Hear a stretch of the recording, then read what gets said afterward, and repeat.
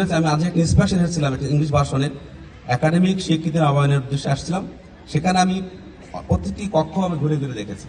English library, এখানে আছে laboratory, computer lab সহ এনভায়রনমেন্ট ডেফিনেটলি স্যাটিসফাইড। আমার কাছে খুব প্রশংসনীয় মনে হয়েছে। এবং আমি এটাকে বেসিক্যালি আমি অনেকগুলো স্কুল ভিজিট করেছিলাম। আমার কেন জানি মনে হয় এই বিদ্যালয়টা আমার দেখা এই 2 মাসের শ্রেষ্ঠ বিদ্যালয়। কেন? Academic atmosphere with all aspects very much ইনরিচড।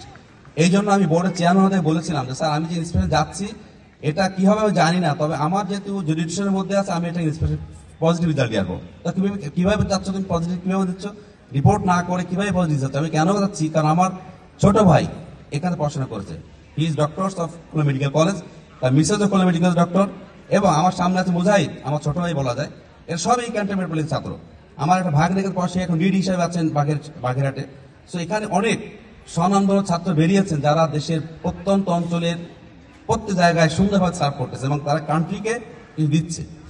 যে মেসেজ যখন আমার কাছে ছিল, আমি স্যারকে বলেছিলাম স্যার যাচ্ছি ইন্সপেকশন, ইনশাল্লাহ পজিটিভ একটা রিপোর্ট নিয়ে আসবো। তা আসলে পজিটিভ পেয়েছি। ওনাকে অ্যাডভান্স বলে এসেছিলাম ঠিকই, বাট আমি very much happy to come here because এখানকার এনভায়রনমেন্ট আমাকে মুগ্ধ করেছে। বিষয়টি ছাত্র তোমাদের দু একটি কথা বলবো। আমরা কেন মুক্তিযুদ্ধ করেছিলাম এটা তো আমরা সবাই কমবে জানি, এই তো অনেক লম্বা ইতিহাস। শুধু এইটুকুই বলবো, দেশকে মুক্ত করার জন্য। কাদের থেকে? শত্রুদের হাত থেকে মুক্ত করা, সেটা আমরা করতে পেরেছি। বহিঃশক্তি হাত থেকে দেশে মুক্ত করেছি। এখন দরকার ছিল আভ্যন্তর শত্রু মুক্ত করা, সেটাও জুলাইয়ে সম্পন্ন হয়েছে। এটা একটা সিনারি ভেসে এসেছে কিভাবে তিনি মুক্ত করতে হবে। এটা গেল একটা চ্যাপ্টার। আর আমরা এই দিবস কেন পালন করব? এই কারণে পালন করব কারণ শহীদদের স্মরণ করতে হবে। এটা এক নাম্বার 1। নাম্বার 2 হচ্ছে যে কারণে বিজয় লাভ করেছিলাম, বিজয়ের অভিন্ন লক্ষ্য ছিল সাম্য, মৈত্রী, স্বাধীনতা বলে সুন্দর একটা দেশ গড়ব। সেদিকে আমরা এগিয়ে যাচ্ছি, ইনশাল্লাহ আরো এগিয়ে যাব। আরেকটি হচ্ছে যে আমাদের এক এথনিক্যাল ব্যাকগ্রাউন্ড আছে। তোমরা অনেকেই জানো বাঙালি নৃতাত্ত্বিক পরিচয় বলে একটা কথা আছে, যে এথনিক্যাল ব্যাকগ্রাউন্ড সাথে ভিত্তিক কোনো ওয়ার্ল্ডে কোনো কান্ট্রি কোনো প্রেফারেন্সে এথনিক্যাল ব্যাকগ্রাউন্ড সিমিলারিটিস খুঁজে পাওয়া যাবে না।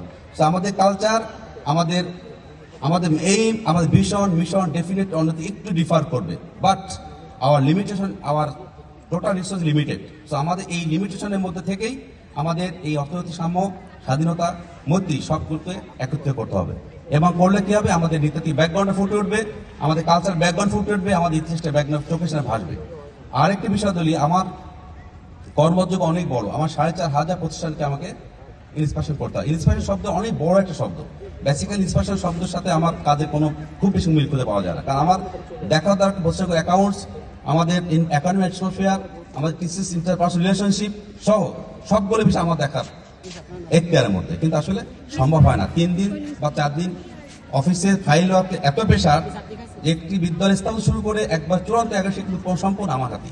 আমি গত MCS কে একটা একাডেমিক স্বীকৃতি দিয়েছি ক্লাস 6 থেকে 8 9 পর্যন্ত।